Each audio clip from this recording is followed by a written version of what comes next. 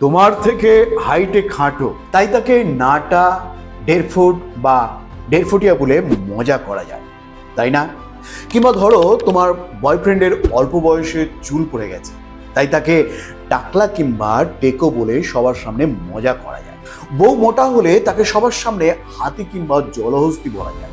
বর কালো হলে তাকে সবার সামনে কয়লা কিংবা কেলে মানিক বলে ডাকা যায়। হ্যাঁ বন্ধুরা, আমরা জানি তুমি তাকে ভীষণ ভালোবাসো, একটা কথাও মন থেকে বলো না, সবটাই ইয়ার্কি ঠাট্টা ছলে বলো। কিন্তু তারপরেও একটা মানুষকে এইভাবে বলা যায় কি? উত্তরটা হলো একেবারেই না। এটা বুঝতে হবে, শিখতে হবে। তুমি যাকে ভালোবাসো, তোমার যে সবচেয়ে কাছের মানুষ, তাকে শুধু ভালোবাসলেই হয়ে যায় না, তাকে রেসপেক্ট করাটাও তোমার দায়িত্বের মধ্যেই পড়ে। ধরো তুমি তাকে ভালোবেসে 1 প্যাকেট বিরিয়ানি কিনে দিলে এবং বন্ধুদের সামনে তার ওজন নিয়ে তাকে খোঁটা দিলে, তাহলে সেই ভালোবাসার কোনো মূল্যই থাকে না বস।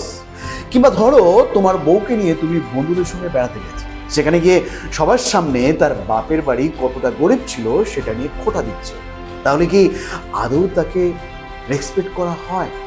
আমরা বেশিরভাগ ক্ষেত্রেই না এটাকে ভুলিয়ে ফেলি, মুখ বুঝে সবটা সহ্য করিনি, মেনে নিই। এগুলো নিয়ে কথা বলতে গেলে উল্টো দিক থেকে উত্তর আসে, আমি কি তোমাকে এগুলো মন থেকে বলেছি? এখন তোমার সঙ্গে কথা বলতে গেলে এত ভেবেচিন্তে কথা বলতে হবে?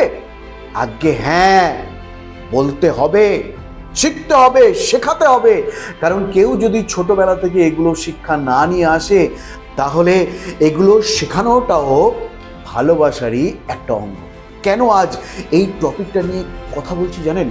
কারণ আমাদের দেশে এমন অনেক ছেলে মেয়ে আছে যারা নিজের পছন্দের মানুষটার সামনে নিজেকে আরো সুন্দর করে তোলার জন্য ওজন কমানোর ওষুধ খায় প্রতিনিয়ত। ফর্সা হওয়ার ক্রিম মেখে তাদের সামনে নিজেকে আরো সুন্দর করে তোলার চেষ্টা করে। আর এই চক্করে অনেকেরই স্কিন খারাপ হয়ে যায়, শরীর খারাপ করে ফেলে। আর গুগল করলে দেখতে পাবেন কত মানুষ এভাবেই মারা যাচ্ছে। তাই বলছি, একটু সম্মান করতে শেখো।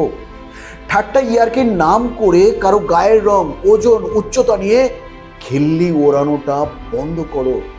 তা সে যতই তোমার ভালোবাসার মানুষ হোক না কেন। আর যারা দিনের পর দিন এগুলো সহ্য করে যাচ্ছে, মুখ বুজে সহ্য করছে, তাদের বলছি প্রতিবাদ করতে শেখো, পাল্টা আক্রমণ করতে শেখো।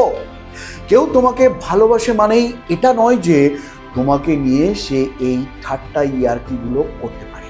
তোমরা মুখ বুঝে সহ্য করে যাও বলেই দিনের পর দিন এই মানুষগুলোর সাহস বেড়ে যায়। তুমি যেমন তেমনভাবেই যদি তোমাকে কেউ অ্যাকসেপ্ট করতে পারে, ভালোবাসতে পারে, তাহলে সেই মানুষটাই তোমার যোগ্য। তাই 2-4 বার বোঝানোর পরেও যদি দেখো সেই মানুষটা এগুলো বুঝছে না, তাহলে ছেড়ে বেরিয়ে আসতে শেখো। কারণ এই মানুষটা তোমার যোগ্য নয় কোনোভাবে। আর তুমি যদি তোমাকে সম্মান করতে না পারো, তোমার আত্মসম্মান বোধ যদি না থাকে, তাহলে কোনোদিনই সুখী হতে পারবে না। সো বন্ধুরা, এই ছিল আজকের বিষয়। আজকের ভিডিওটি ভালো লাগলে অবশ্যই একটি লাইক করবেন এবং এই গুরুত্বপূর্ণ তথ্যটি যাতে সবাই জানতে পারে আপনার পরিচিতদের মধ্যে শেয়ার করবেন। ভালো থাকবেন, সুস্থ থাকবেন, ধন্যবাদ।